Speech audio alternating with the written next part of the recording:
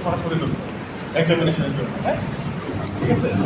দেন আমরা লাইন মাথায় নিব, নিয়ে আমরা এই দেখবো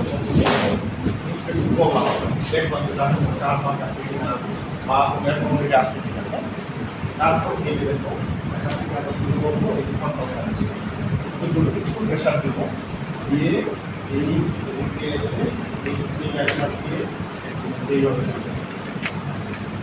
ঠিক আছে। এটা হচ্ছে যে ইন্সপেকশন, মানে সরি পারমিশন করতে চলছে। তারপরে আমরা লাইভ করি,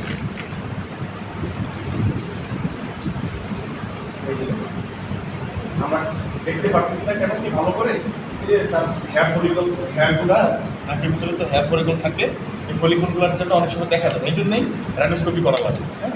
তো তার আগে আমরা খালি চোখে অনেকে দেখা যায়, অনেকে দেখা যায় জাস্ট দেখে।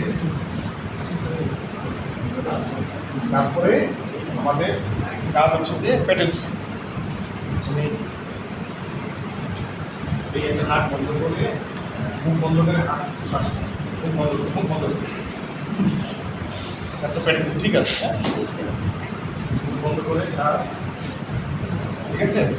আচ্ছা, তারপরে আমাদের হচ্ছে চোখ বন্ধ করো, হ্যাঁ অলফেকশন, এটা আমরা একটা নাক বন্ধ করবো, হ্যাঁ বন্ধ পেতেছ, ভালো না বন্ধ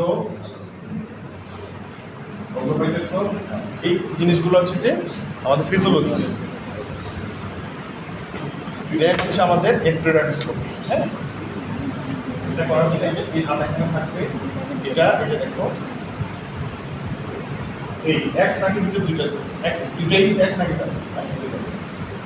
এখন দেখো তার একদম পুরা কেবিটি দেখা যাচ্ছে, এই জিনিসটা একটু ছোট তো কিছু আছে আর একটু বড়, বুঝছো ছিল না তো ওটা মনে আরো ছোট।